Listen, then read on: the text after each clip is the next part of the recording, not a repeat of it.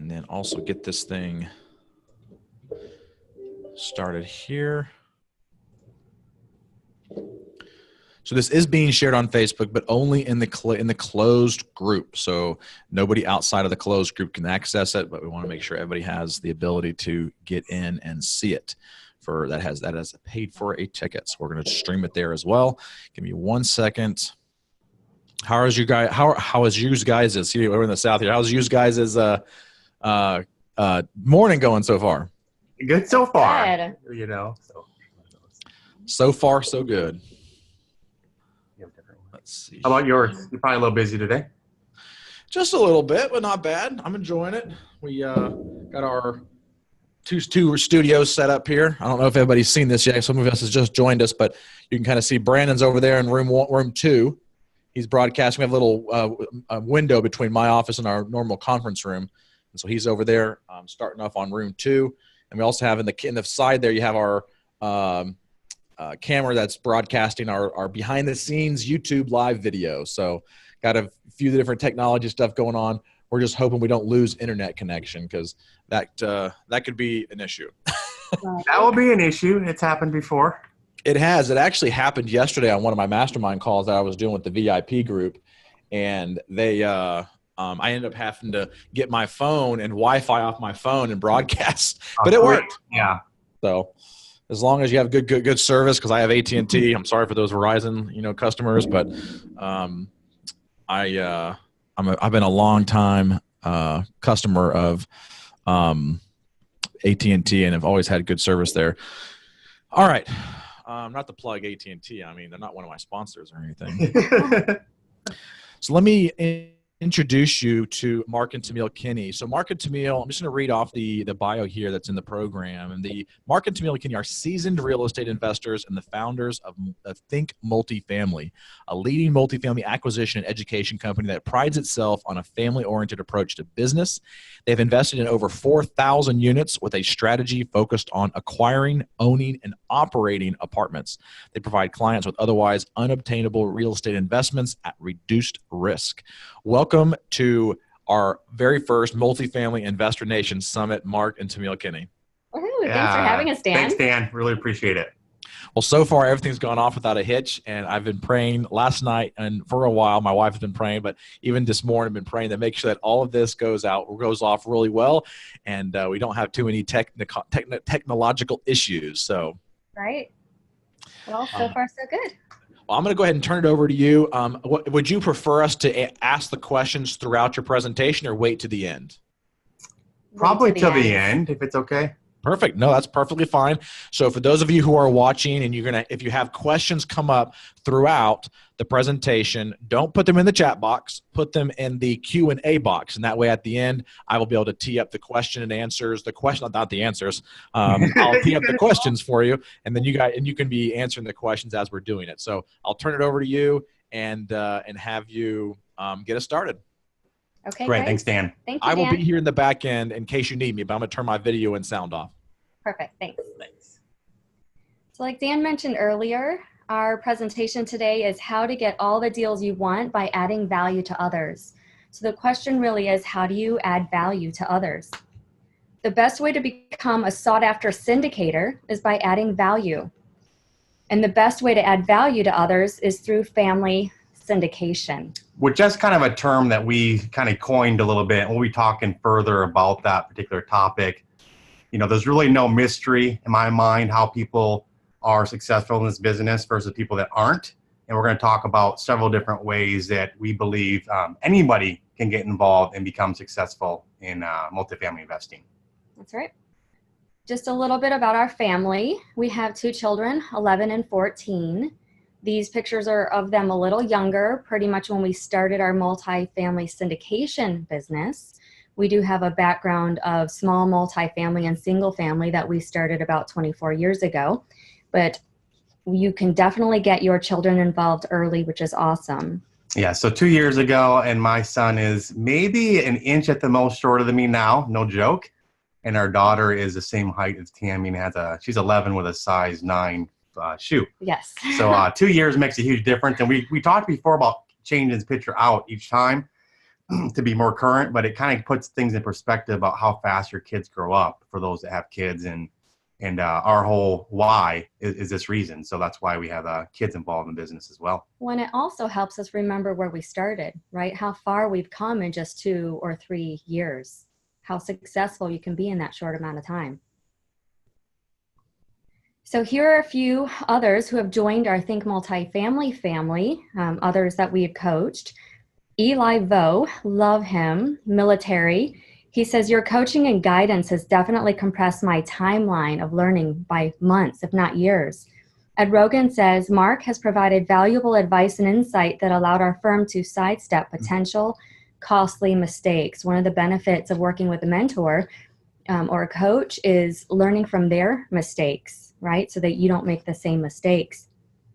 Patrick Duffy says, working alongside Mark in the acquisition of apartment communities has significantly accelerated my growth as a multifamily investor. Tom Reed says, Mark is one of the best in multifamily syndication. Mark is the quintessential mentor. And the reason some of these people are on here is to kind of reiterate the family syndication concept, where each person is providing some sort of value into a deal, and that's how they become successful and start building their track record much faster than try and do it all on your own. So here's just a few properties. We purchased, the numbers are a little bit outdated, but well over 4,000 doors in the last few years, probably about $250 million now.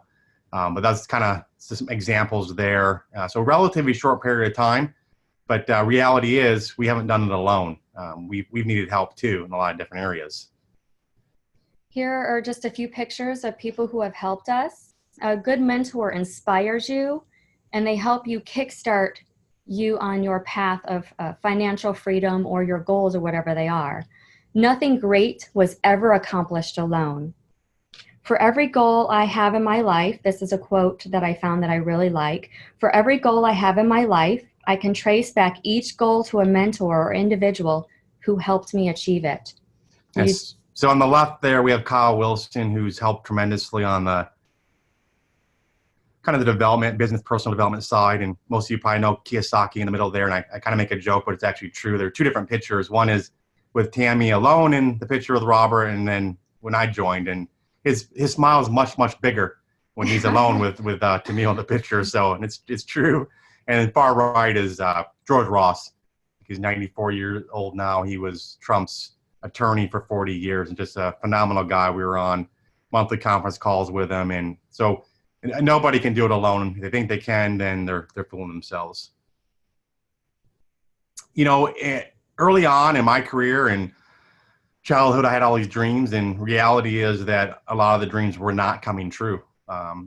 To retire early and do all these different things. I did normal corporate world type stuff. I was CPA for a while. I did IT consulting for a number of years, but started buying multifamily at a young age. I was 22, bought my first deal, small multifamily, and then started buying larger properties.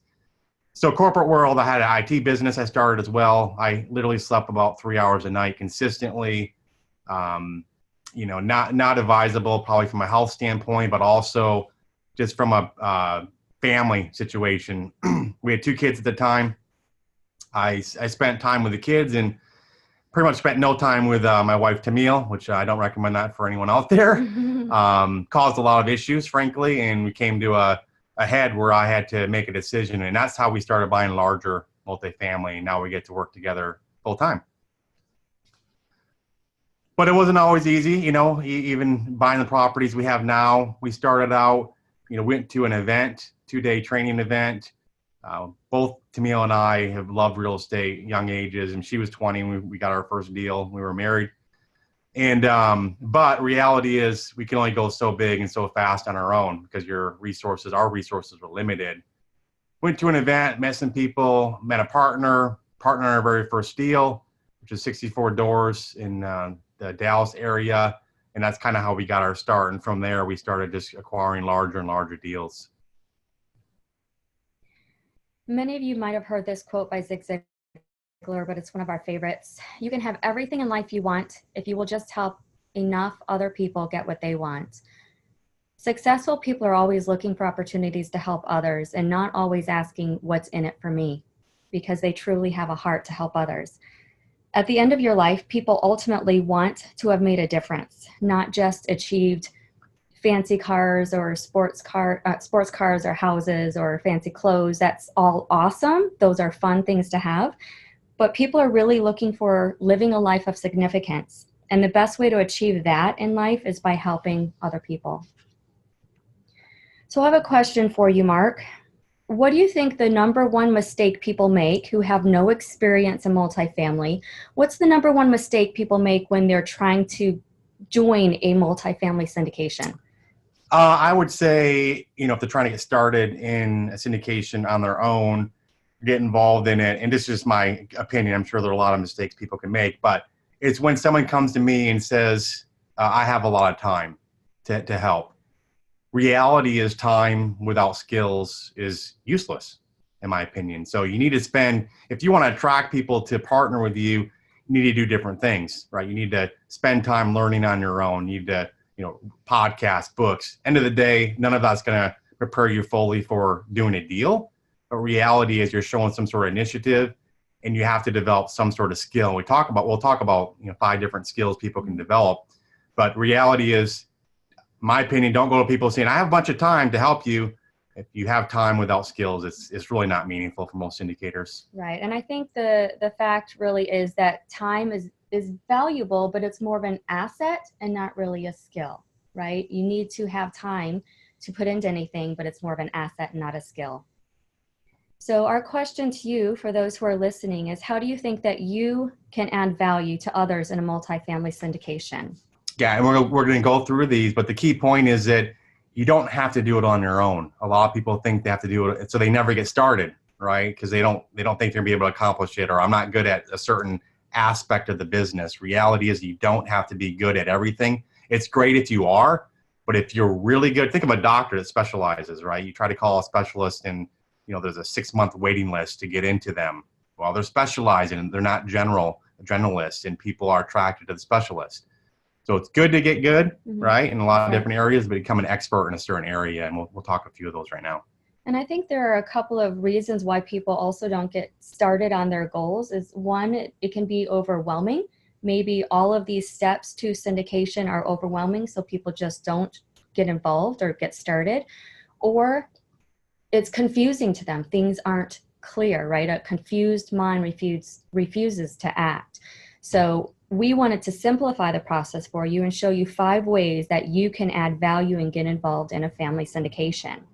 Those are by finding deals, analyzing deals, provide earnest deposit money, sign on a loan because you have a higher net worth, or you can raise money. And we're going to get into a little bit more detail further on. So there are 5 different ones here. Throughout the presentation, we'll pick 2 of these 5.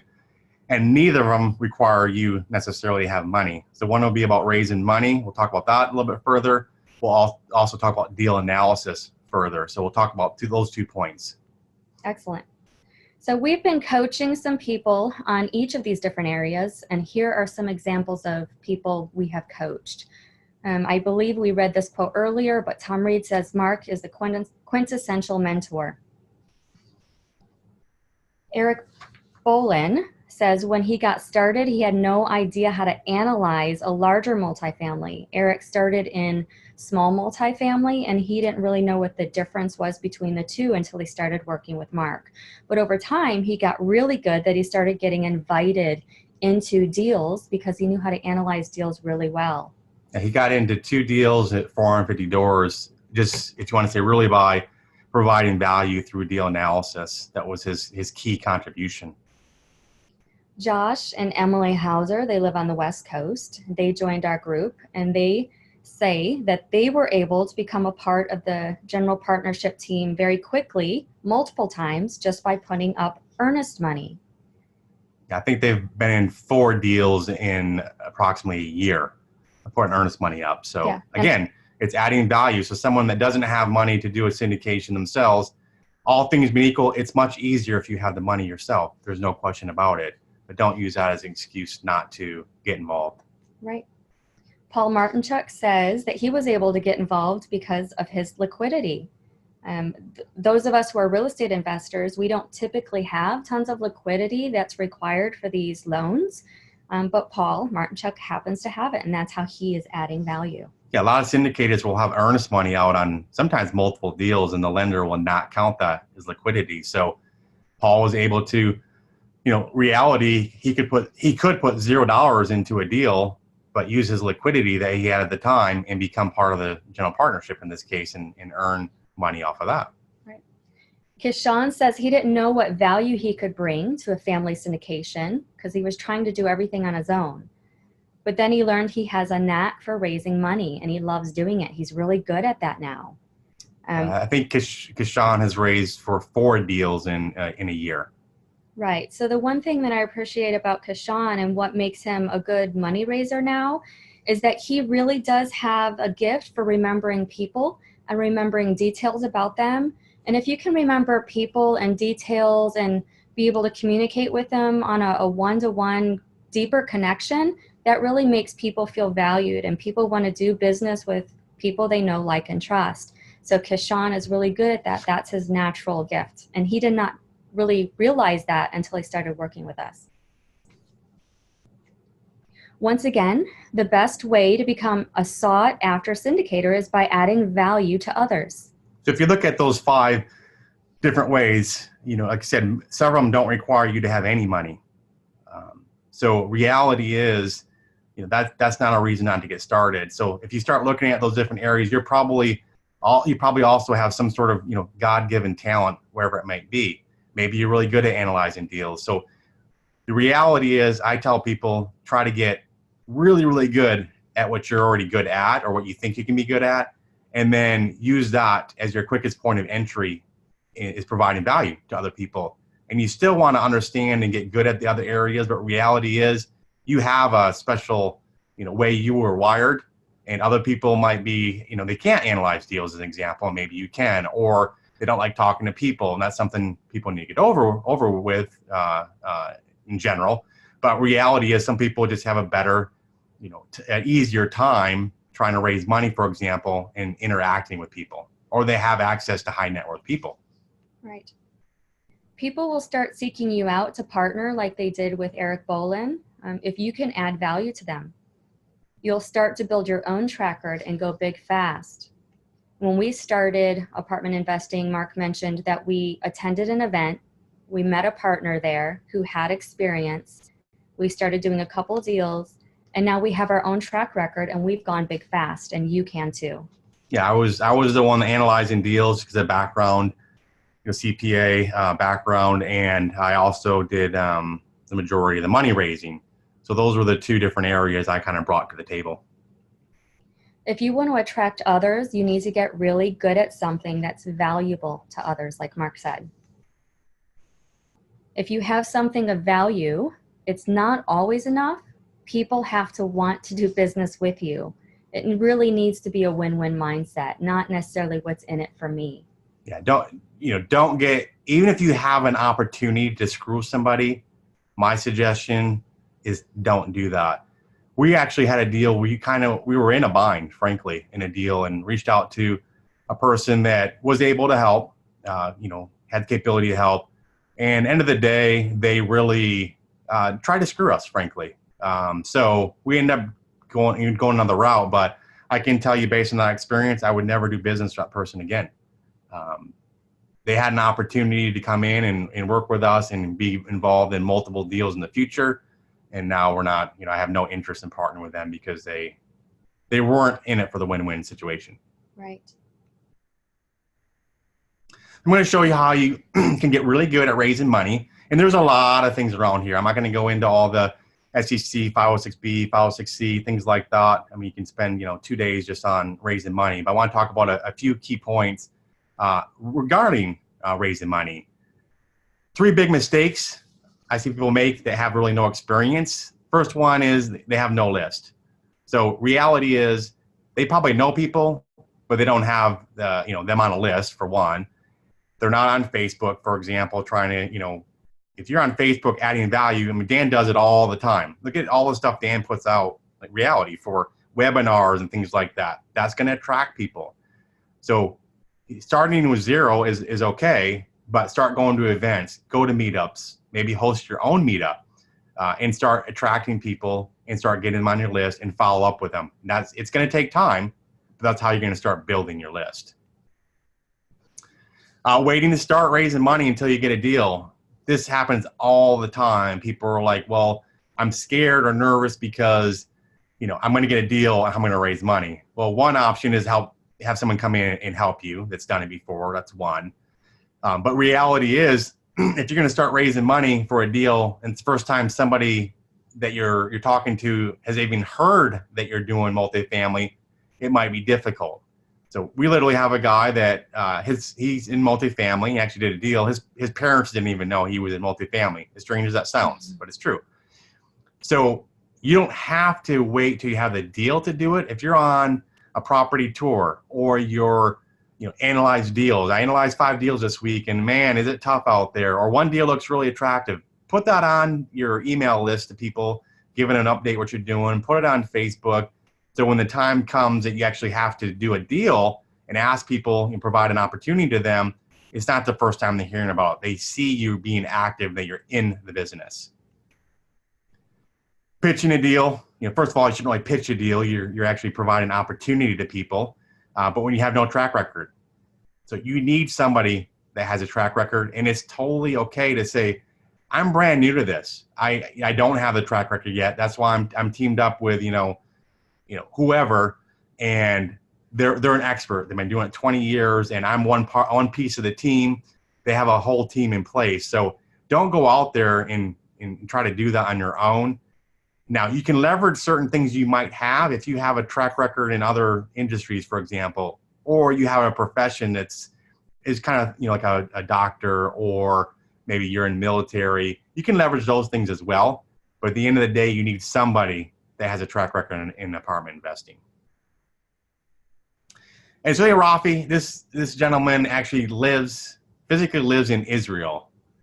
He's been a one-on-one coaching student for about 12 months now. He's raised well over $2 million. First deal ever, he raised $850,000 in 2 weeks.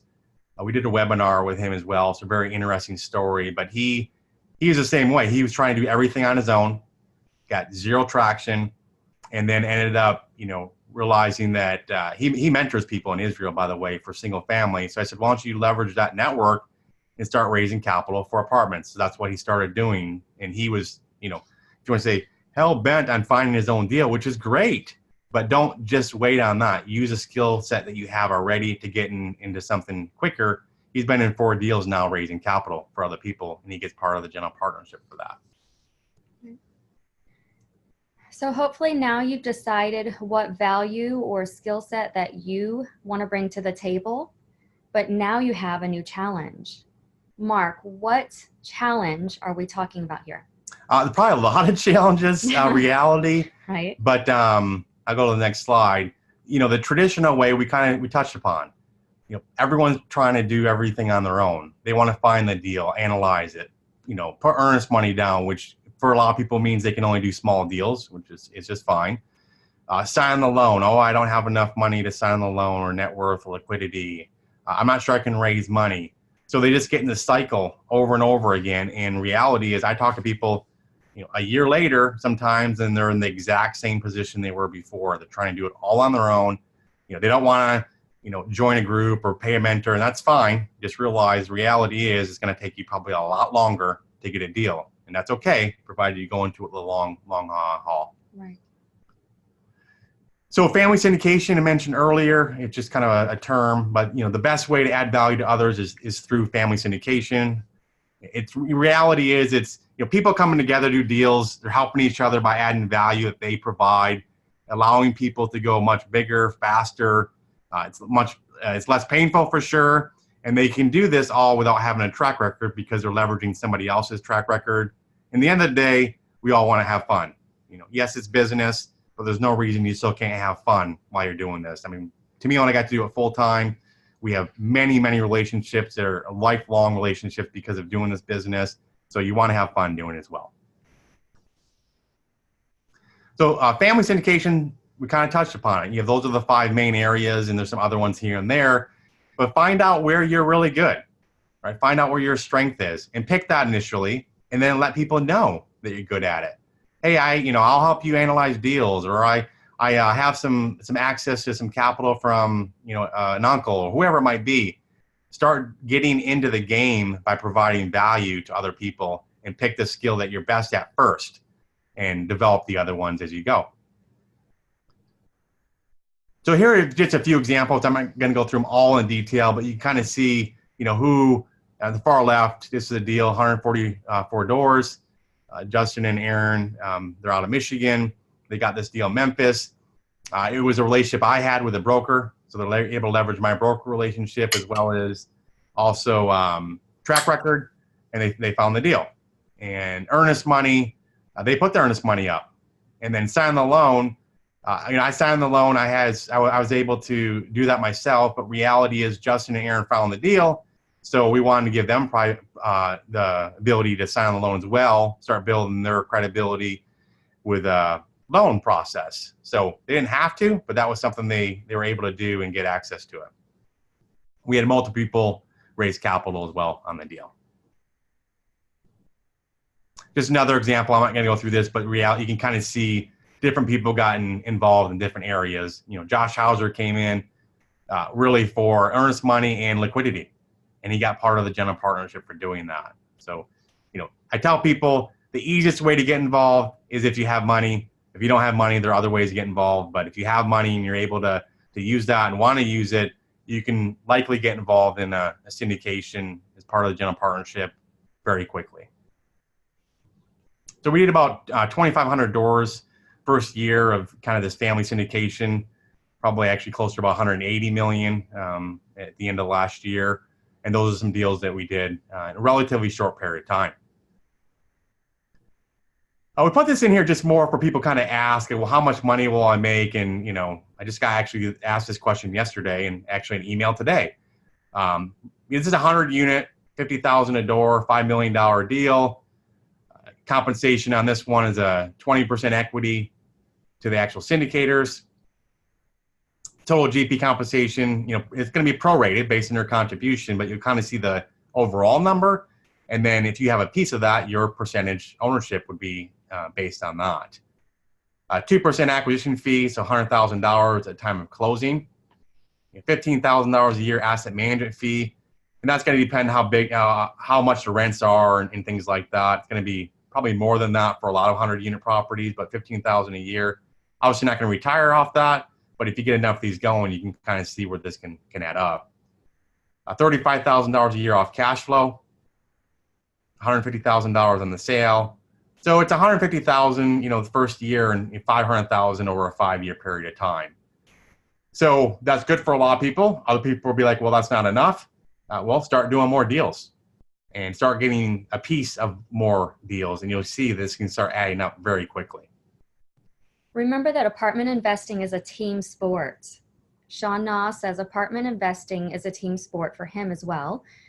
You want to get to know your strengths and get to know the other people in the room. Don't think whatever skill set you have is the most important and everybody else should be looking for you. You really want to have the mindset of you have a skill set and you're looking for other complementary skill sets, not necessarily identical skill sets. So for example, for Mark and I working together, I used to really struggle that I didn't have the same skill set that he had. I wasn't as good with numbers or spreadsheets, and he's been in the business world longer than me, right? You've got all these, maybe I'm a stay-at-home wife and I'm not as important as him or his role. So you have these other mindsets already going into it that maybe you aren't as valuable, but find what you are good at. Be confident in that. And you as a partner need to also value the skill set of your partners. It isn't necessarily one skill set's more important than the other because you all have to work together as a team, as a family to accomplish this one goal. Yeah, that's great. So again, reiterate, we're going to go through those again, but the best ways to add value to others. Kind of what are your goals? So, as you kind of get older, at least as I get older, you change kind of what's important to you. Before you have kids, that's one thing. Once you have kids, then you start looking at other things, school districts and, vacations change, if they're about the kids. And so for me, the materialistic things, I do like cars, by the way, but you have cars, you have houses, you have all those things. And in reality is those are just temporary things, right? The memories you build with your family and friends and giving back potentially. We support several different orphanages and things like that. That's our thing. We love doing it. Maybe it's not your thing, but giving back to people that are less fortunate and building, really a legacy for your family are the main things for us. And the other things are just, byproducts essentially and really not important. So goal for 2019 is to help 100 working professionals. And I say working professionals because that's typically who attract to us, are people that are professionals, some sort of business, usually working for corporate America and frustrated essentially, but to help them get on track to quit their job. And if they want to, right, in 3 years or less through syndication, spend more time with family. And people are like, well, why 3 years? Well, we did it in less than 3 years with not much help, I can tell you that. And actually I was making some pretty good money, my IT business that I had. So, and we did it in 3 years, less than 3 years. So other people can do it much faster with help from other people. Having no money, I mentioned before, is really no excuse. The one skill, we talked about raising capital already. The other skill is deal analysis. So you can get really good at deal analysis even if you have no track record, right? You don't have to have a track record to be good at deal analysis. So how anyone, master deal analysis, master that skill. And that's something you can add and give, provide value to other people. And you'll see that a lot of people are not good with numbers. Everyone thinks, oh, I'm good with numbers, so everybody is. Reality is they're not. Here's Sean Na again. He's one of our students, and he says he was not good with numbers. That wasn't his strength. But when Mark started working with him, he can now analyze and understand deals like a pro. The thing I like about Sean is he understands that wasn't his number one strength, but he was willing to put in the work and work with the mentor to get good at it. And now he's going after his own deals. Yeah, and reality with Sean, for those that know him, he said, I just want to find a partner to analyze deals for me. And I said, that's fine, but you need to at least become proficient. You don't have to be the number one deal analysis guy, but you need to be proficient in doing it, because how else are you going to determine whether you want to pursue a deal or not?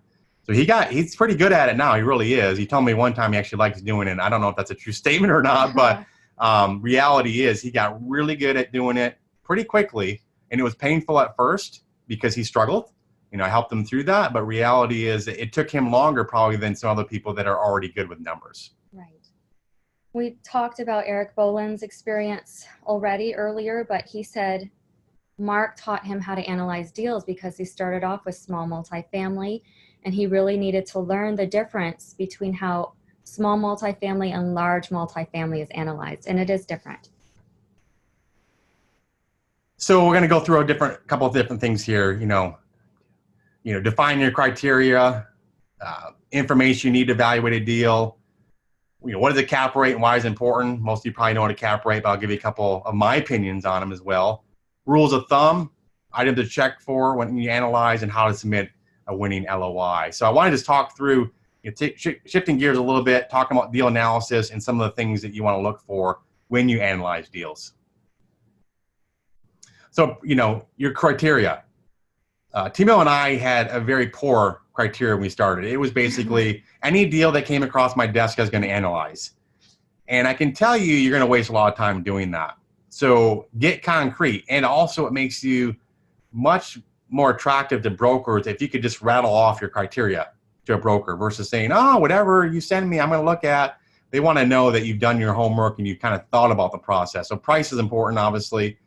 Location, are you willing to do it in your own backyard only? Are you willing to go outside the state? How are you going to do that? So picking your location is important. Property class, ABC based on age and demographics and things like that.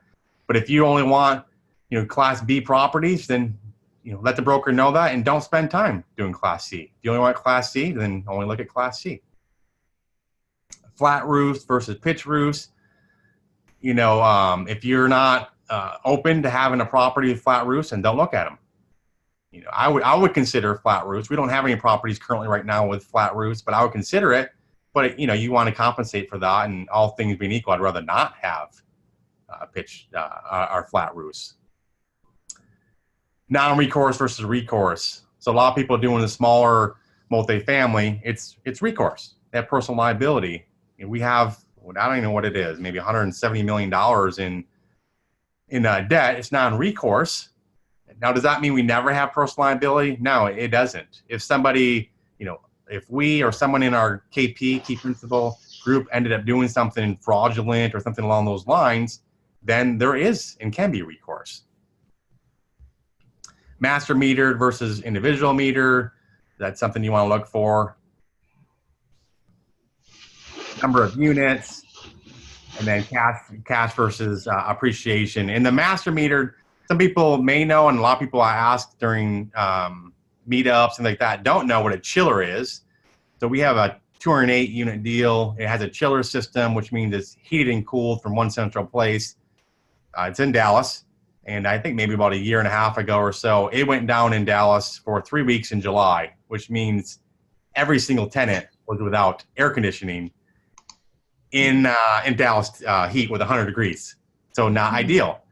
So again, I wouldn't, I don't pursue deals with chillers. Doesn't mean it's a bad deal, but that's something you want to ask yourself. Are you willing to do that and handle it? Because it's pretty expensive to repair them.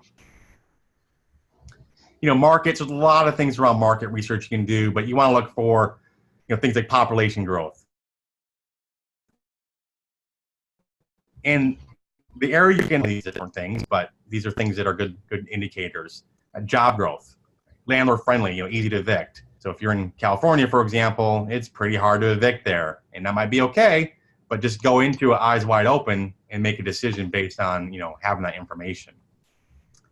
Low to medium housing cost, multiple industries. So if you say, oh, it's all military there, or it's all energy, all whatever the industry is, I don't like that as much. I'd much rather have an area where there are multiple industries. So if one industry is not performing that well, then you're still okay.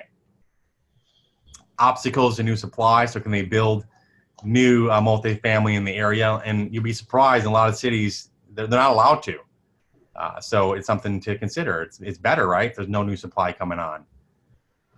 City investment, is the city making an investment? So in some cases, people are familiar with, let's say, South Dallas, the city's made quite a few investments. They're building like libraries and fire stations and things like that, like nice new buildings. But they're not in it for a profit. So you need to keep that in mind. It's a city investment to make the city look better in those areas, but it doesn't necessarily mean it's going to attract developers. So if you look at the next one, developer investments, I would much rather be in a location where developers are going in and they're actually revamping, redeveloping or tearing down, whatever it might be, because they're in it for a profit. So I would rather have a developer, kind of mindset than a city investment, and look for those areas where developers are doing that.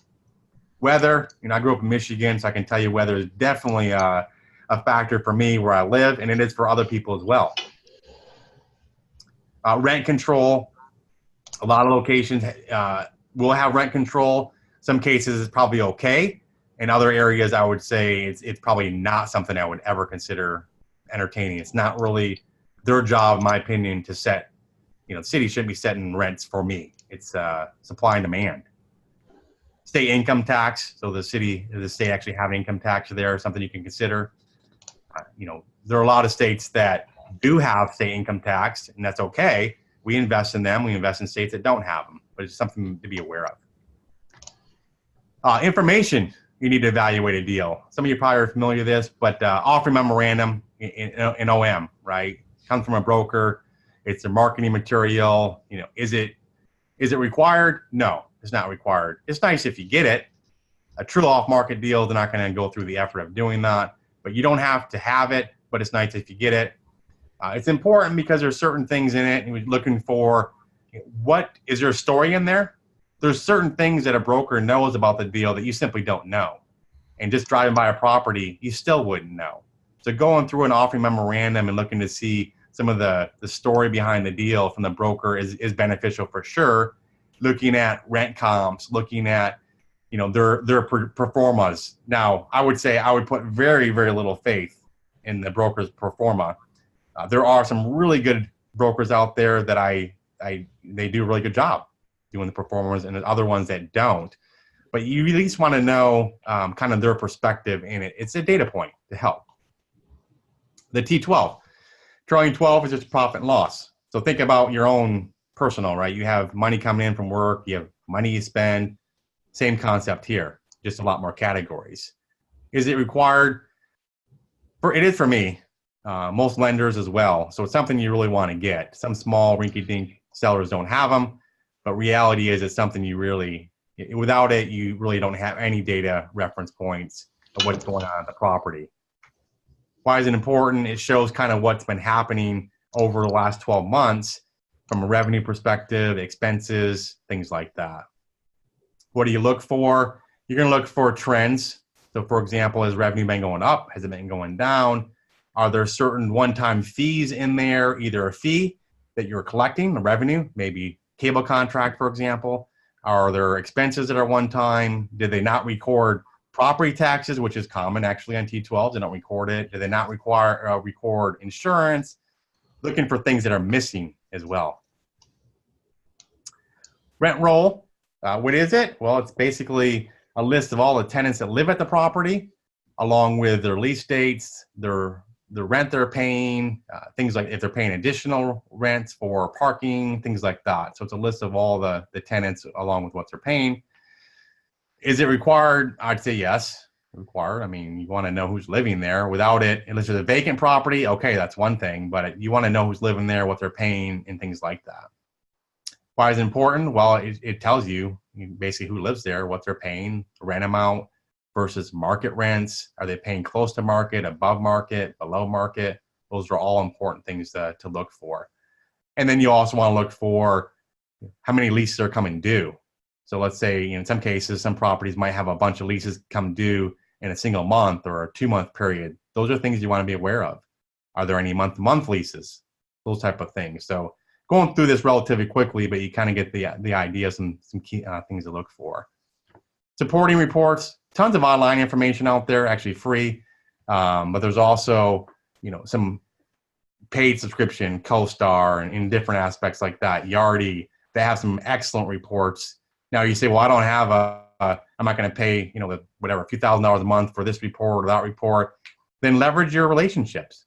Property management companies usually have the report. Brokers usually have the report. Mortgage brokers usually have reports. So those are all things you can leverage relationship-wise to get these reports to help you make an informed decision. So what is the cap rate and why is it important? You know, value is based on, value is based on the net operating income and the cap rate. So NOI and the cap rate. A lot of you probably know this, but some people might not. So NOI divided by your cap rate is going to give you your value. You say, okay, that's great, but so what is my NOI? NOI is all the revenue I'm collecting, right, minus my expenses, but it excludes your mortgage. So all revenue coming in minus expenses excluding my mortgage. Cap rate, you know, the cap rate basically, what type of return would I get on an investment if I paid all cash for it? So how much return would I get in a year if I paid all cash for the property and there's no debt on it? So just put it in perspective, you know, you have a 200 unit, increased rent's $50 a month, cap rate's 8%. Okay, so we're gonna go through the formula just real quick. NOI divided cap rate equals your value. So what do we have here? 200 units times $50 a month is $10,000 a month. Now, can you go in day one and increase every unit $50 a month? No, probably not. If you have leases, you can't. So it's gonna be phased in over time, but this is just run through the example. You have 12 months, it's a $120,000 increase in NOI. So you ask yourself, okay, well, I see that. Well, what does that mean from a value perspective? Well, if I take that $120,000 NOI increase, right, increase it by $50 a month for each unit, divide by cap rate, which in this day and age is very, very conservative, but it's going to increase the value by 1.5 million, which means I could turn around and sell the exact same property, that I increase the NOI by $120,000 and get $1.5 million more for it from a new buyer. Now, so if you wanted to guess at what the cap rate at 6%, the same 120,000 NOI, that's a $2 million increase. This concept doesn't exist with 4 units and below. It doesn't exist with single family, things like that. That's what makes multifamily, larger multifamily, so attractive. So my opinion, and some can agree or disagree, the T12 cap rate that you calculate is completely irrelevant. Okay, so people are like, what are you buying at? What's the cap rate? And I see people post out there, I bought this at an 8 cap or a 9 cap, whatever it may be. Well, taking the current operations and using the sale price, right, to figure out the cap rate, it makes no sense, in my opinion. You have to rationalize it, right? Is one way or the other? Are they paying too much for payroll? Are their property taxes really low and they're going to go up really high when you buy the property? Things like that. Those are all things you need to rationalize that. So you need to understand the market, the sub-market cap rate, and then compare against that. T12 is a data point, but for most properties, it's totally irrelevant. Some rules of thumb. So we went through that formula already. Cap rate, this is going to change, I don't say daily, but it's going to change over time without a doubt. 5 to 8% say, well, that's really low. 5. Well, there are some, 5% cap rates for Class C without a doubt. And we go through this a lot more in details as well during some of the training we do. Rehab, $3,000 to $5,000 a door, and people might think, well, that sounds kind of pretty low. But reality is you can do a fair bit. For $5,000, you can improve the interior of a property, a unit really well. Loan to cost, 70 to 80%. Closing costs, 3 to 4. Economic vacancy, 10 to 12%. And this will vary based on class and location and things like that, but I will generally never run below 10% economic vacancy. That's going to include physical vacancy plus concessions and bad debt and loss to lease and things like that. Expenses, if you knew nothing else about the deal, right? If you don't have any other data to go off of, I would use 50% of the total income as your expenses. Just to start out with. Would I go buy a deal off that number? No, but I would use that as an initial data point. Expense increase, typically 2 to 3% per year. Some people are lower, a lot of other areas 1.5, but usually I would never go below 2. And people will also say, well, I get all these deals and I don't have time to analyze them and I don't know how to vet them and things like that. So I want to just walk through, we have an app for this as well, but it's kind of a quick and dirty analysis. And you'll find out as I go through this, you really only need 2 pieces of information from the broker to do this. So there's no, you can do it in less than 5 minutes without a doubt. If you have those 2 pieces of information, you can do it in about 2 minutes. So gross potential rent. So what is the gross potential rent for the property? Economic vacancy, you use your own economic vacancy as a starting point. You don't have all the data yet, so you're just trying to use some rules of thumb. Gives me my net rental income. So all the money I could make minus out what economic vacancy, net rental income, plus my other income. So you need gross potential from the broker and need other income from the broker. Those are the 2 pieces of information you need. Gives me my total income. So expenses, I use a rule of thumb, 50%.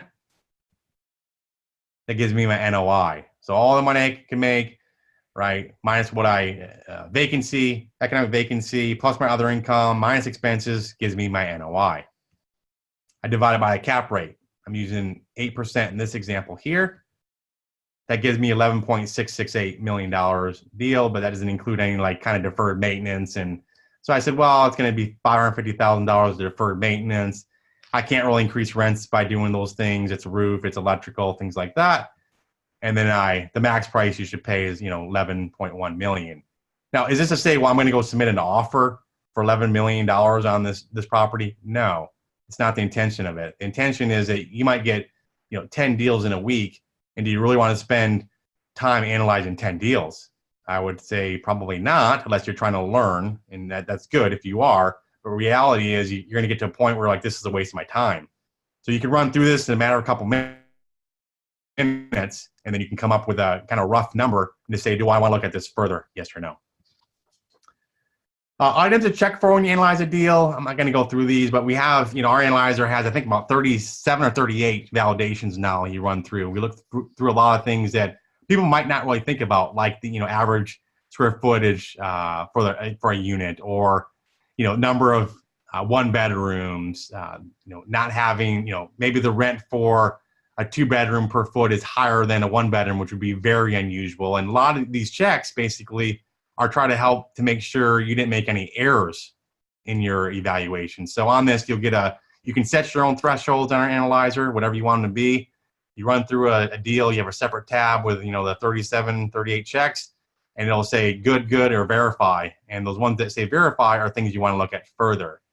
And you'll be surprised how many times people go through a deal, and having these checks in place will catch a lot of things that you wouldn't necessarily catch just visually by looking at the deal.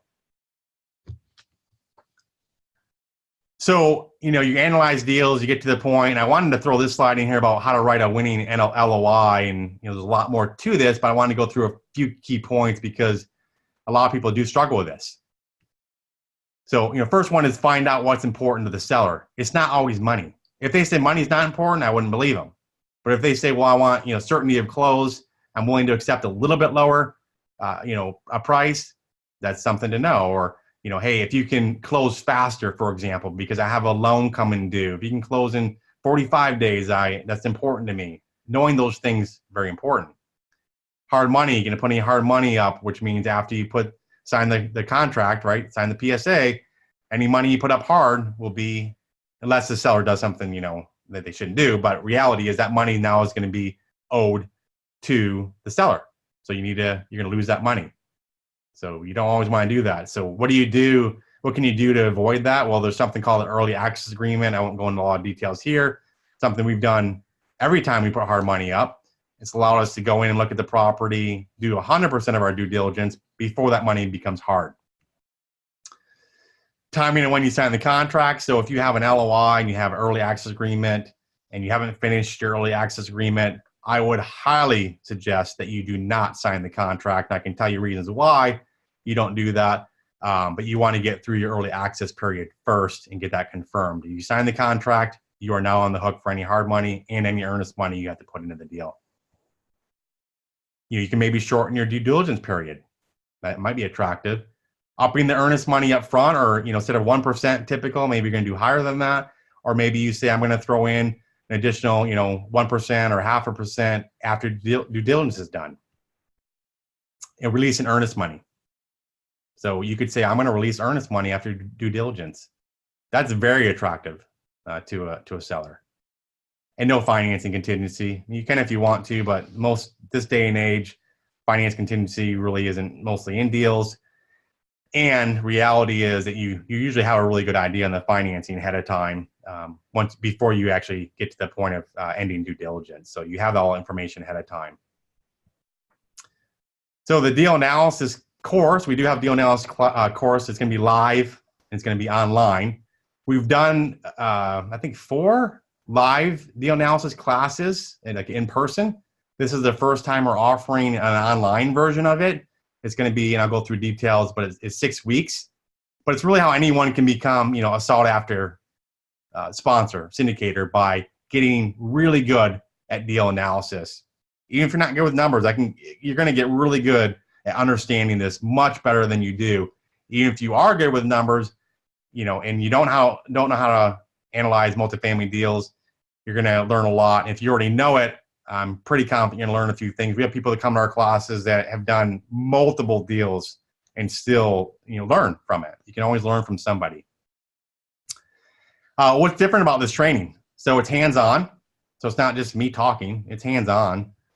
Effective exercises. There's going to be, some homework in between each week, and they're all relevant. This is a content-packed. Those that probably at least know me or know of us, we're not into, wasting people's time. I don't want people wasting my time. I'm not going to waste your time. So it can be very, packed with content. That's the purpose. That's what you're trying to achieve. We're going to do detailed deal analysis. We're going to go through different variations of deals. We're going to cover different deal types, conventional, bridge with a refi, loan assumption, assumption with a supplemental loan, all different aspects of it.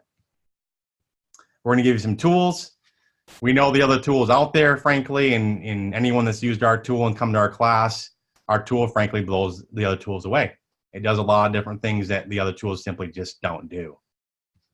And proven method. These are the same things we've gone through to buy, over 4,000 doors. We've learned a lot over, 30 deals, whatever we've done, and we're going to share those. We don't have any problem sharing good, bad, and ugly and lessons learned. And it's going to be a game changer for a lot of people, frankly. You're going to be able to master deal analysis and start building your wealth. So what we're going to cover: defining criteria, market attributes. We're going to cover that further. Information you need to evaluate a deal. What most people ignore when looking at a deal. Rules of thumb, industry standards. Our analyzer actually has industry standards by property size, property class, the year. It's very valuable when you're analyzing a deal. Multifamily financing options. If you're new to multifamily, you're going to be surprised at the different options and how much different multifamily is than buying a house, for example. And we're going to talk about bridge loans and LIBOR and different aspects of the financing. Critical items to check for: deal structure with syndication. What are some of the ways you can structure it? With pref, without pref, 80-20 split, where it might be, and what are the differences? What is the difference that make to you as a syndicator or as a passive investor? Detailed analysis, I mentioned, we'll go through a lot of different scenarios. Steps to complete prior to submitting an LOI. There are some really key steps you want to actually go through before you submit an LOI that will help make sure, one, make you more attractive to the seller and the broker, but also make it a little bit more where you're not having to back out of deals because you've done a lot of homework up front. And we'll walk through all the different steps and provide some examples of how you can do that. And then how to submit a winning LOI. You'll actually, create your own LOI using a template we have, to create it for a deal, and we'll go through different aspects of the hard money and things like that. So what we get, there are going to be 6 live calls. They're 75 minutes a piece. It's a group call, quick and dirty deal analyzer tool.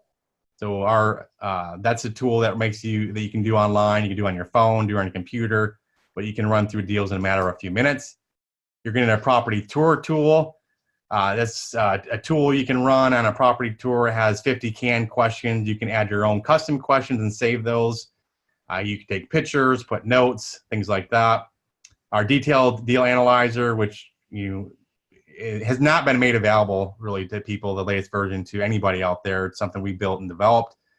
This latest version is killer, frankly is. And workbook, you're going to have, it probably end up being, it's about 80 some pages right now. A couple of things to be adding to be close to 100-page workbook with exercises you can work through. So the conference calls, these are going to be group conference calls. I mentioned there'll be 6 of them, 75 minutes apiece. A quick and dirty analyzer, that's just a screenshot of it off the far left. You can analyze deals very quickly. Brent, who's in our group, he started using it, and it's easy to use. It really is. It's super intuitive, very fast, and he, at that point in time, is using it basically on a daily basis. Bonus, I mentioned the property tour app that comes along and packaged with the quick and dirty, so it's not directly tied to deal analysis, but it's a bonus you get with that tool. Eric Bolin, who we mentioned before, he used our property tour app, and 2 brokers told him it was the most in-depth property tour they've ever seen, and it was because of the questions we asked, and those are questions that you want to ask. In some cases, can save you a lot of heartache and maybe a lot of money, maybe even lawsuits, whatever it might be, by asking these questions. Detail analyzer, I mentioned that before. There are a lot of things we look for that the other analyzers simply don't do. A lot of scenarios we provide. We have solve for pricing. You can put in different aspects and it solves for the pricing for you. We have all the checks in there, all the different loan types and things like that. Industry standards, a lot of aspects in that. The workbook, I mentioned that's going to be with exercises as well. And we'll go over the exercises in the online training. So these people that actually have used our analyzer said, Greg said it's the most comprehensive one he's used. And I know him, and he's used actually other ones that a lot of you are probably familiar with. So it goes into ridiculous detail and rules of thumb every step. So it does go into ridiculous detail, but it's also was set up to be able to kind of add to it. So you start out kind of easy, and then you start adding more and more to it. Matt said, this guy all he does is actually numbers all day. Being a bit of a numbers geek, which he is, he says your model is fantastic. It's like to meet the artist who created this masterpiece. So I'll take credit for designing it, but I will not take credit for building it because we had someone build it. So, but it really is a cool thing. And then Josh said talk about a time saver, step by step, through real life deals. So. Again, it's just, you can spend a lot of time on your own, trying to develop your own or using somebody else's, wherever it might be, and that's fine. But you have a choice. In deal analysis, you can go slow. I know Randy, who went to our deal analysis class, that one was a day and a half, but he said that he literally said he thinks that it could have cut a year off his training on deal analysis. So you can go slow and make mistakes. You can go quickly and using our approach. The issue with making mistakes on a deal, analyzing a deal, is that you might be taking money from other people, and you want to make sure you're not making mistakes on your analysis. A money back guarantee on it as well, 30-day money back guarantee. So again, what you get, 6 live calls, quick and dirty deal analyzer tool, property tour tool, detailed deal analyzer, and a workbook with exercises. Price is $12.97.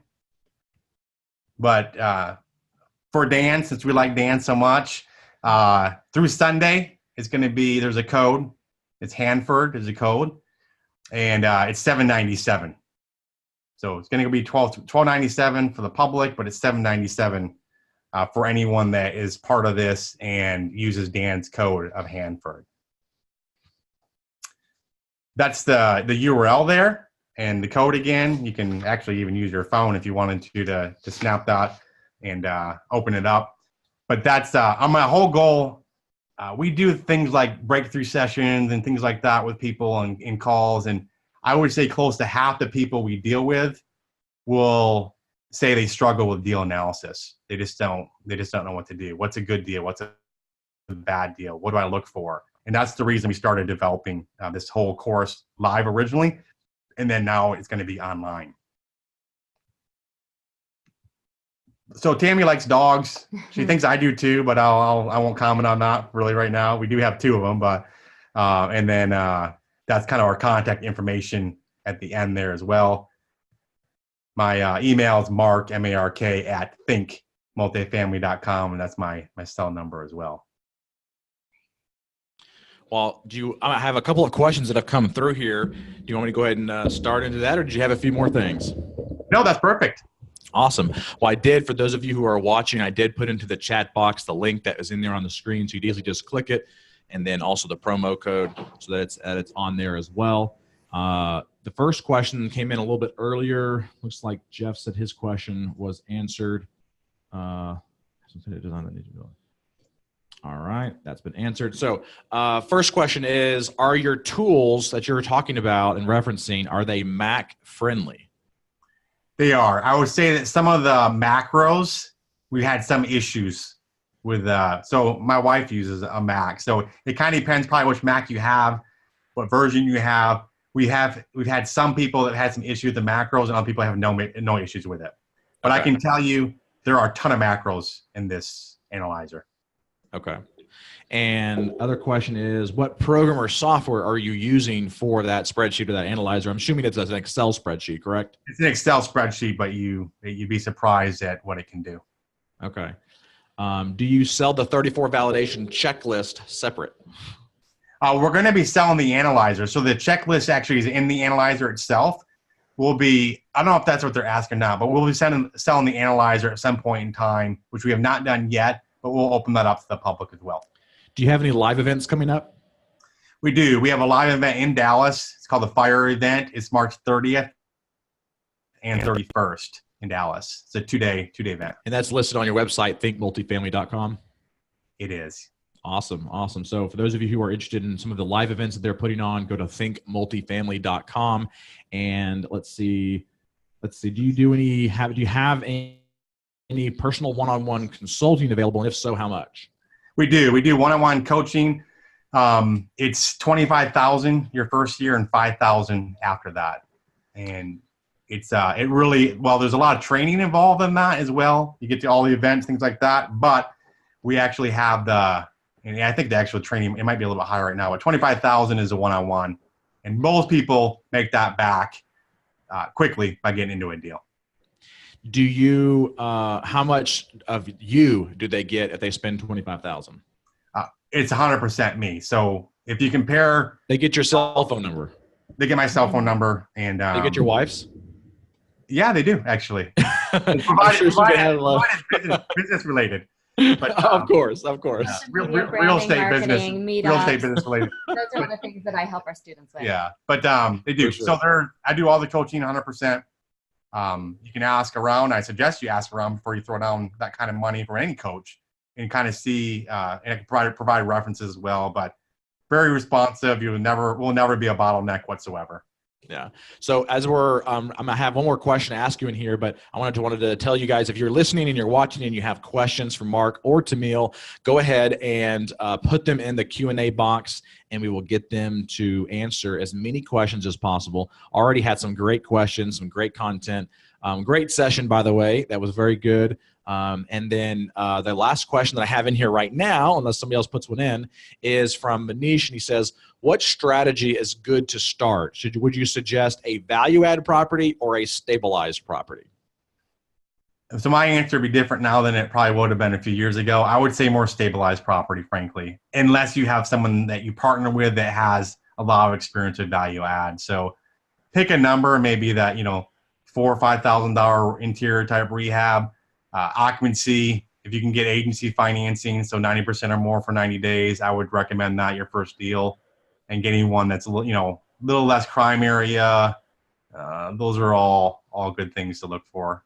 Well, and I think, just to kind of, dovetail on that too, Mark, is, and you can correct me or tell me you don't agree, but we can have a dialogue about it. But I think with value add versus stabilized, I think that when you're first getting started, it's probably not a good idea to do a large value add, meaning like a reposition from a C to a B or something like that. I think that's what you're referring to. But I still like value add properties that are stabilized. Properties that above 90% occupancy, I would consider as stabilized, but there's still some deferred maintenance. There's still some value add component to it that you can still, I still think even that's a good place to start as a stabilized property. So you have that cash flow coming in, and then there's a little bit of, rehab that has to be done, but not a ton.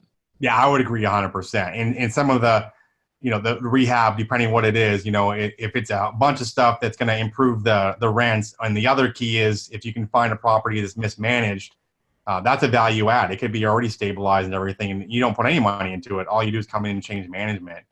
But I would agree 100%. Big value add, I shy away from. I would try to buy a property 90+% occupied if you can, and put in the light value add rehab.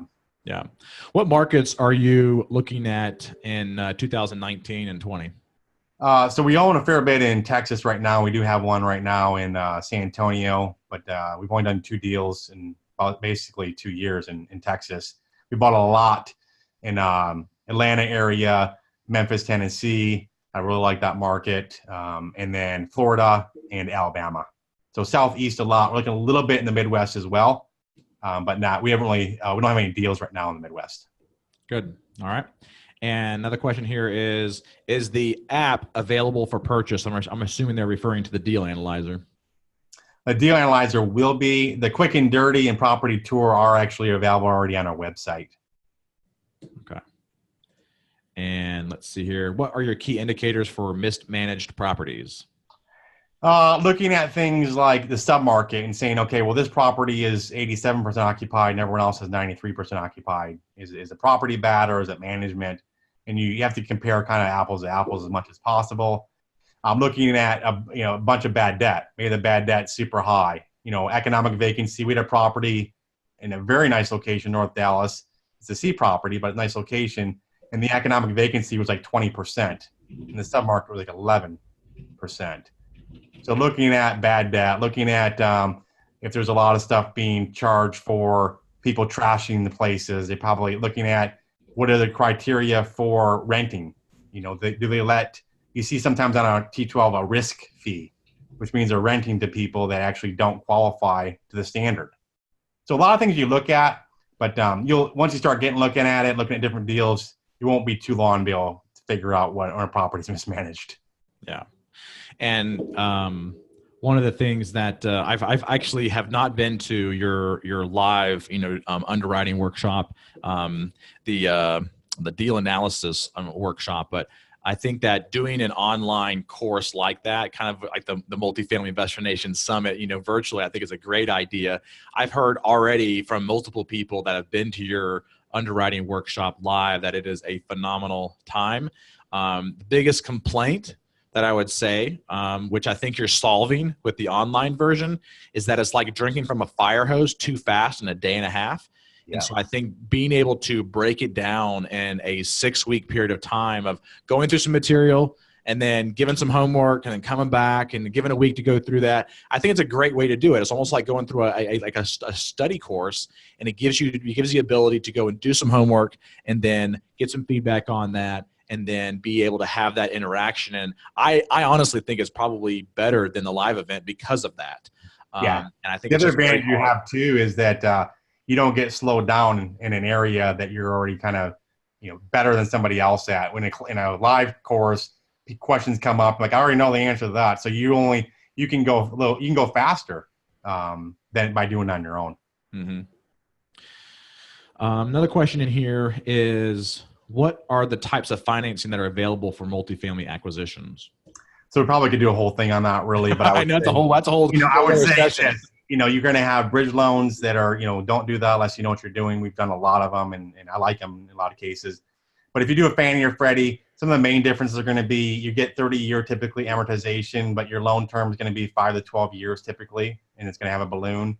You're going to have prepayment penalties that can be either step down, that kind of go down over the years, or yield maintenance, which basically means you get screwed if you try to sell earlier than your term.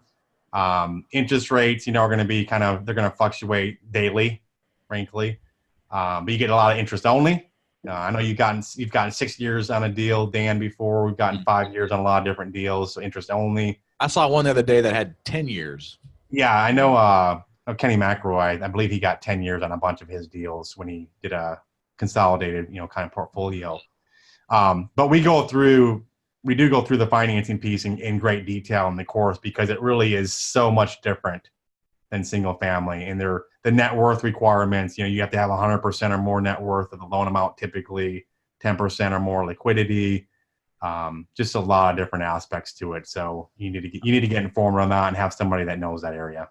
Do you feel like deal analysis should be done in your team, or can you outsource that?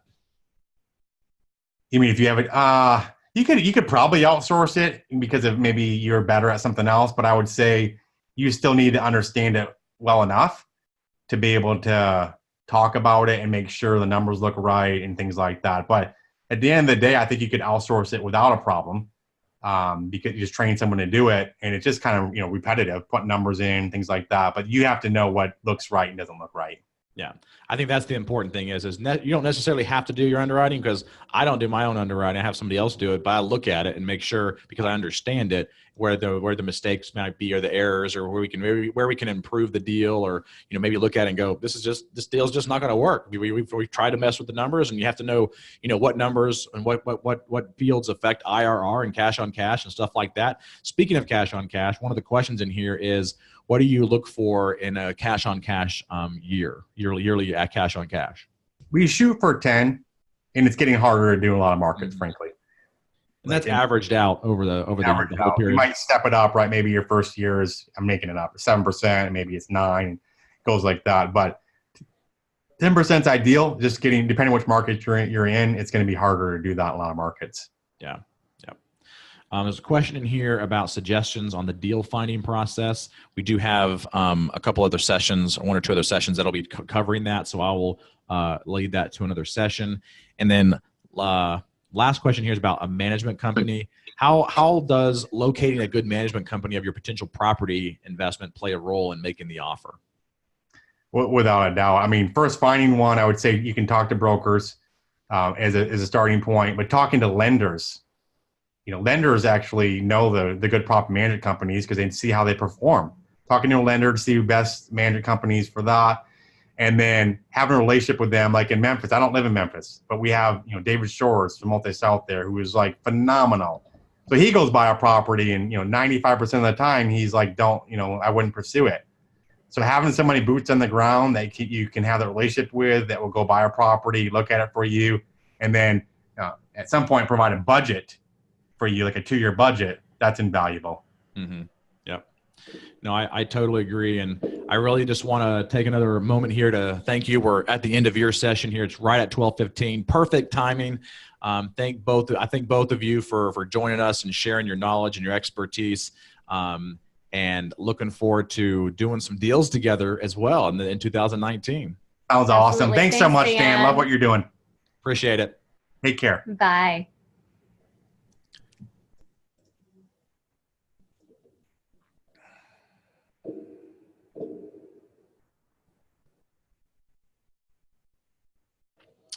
All right. Let's see here. Going to get a few of our we have this is one of our 15-minute breaks. So during this 15-minute break, go ahead and take a moment to go to the nextmfin.com and register for the summit coming up in June. I have another one scheduled for June 27th, 28th, and 29th.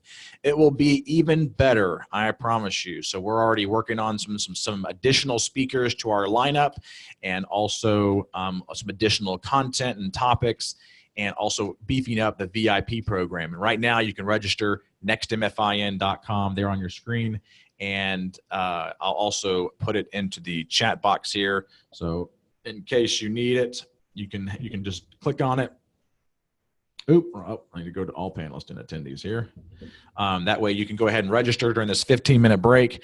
And also go to YouTube. Go to youtube.com.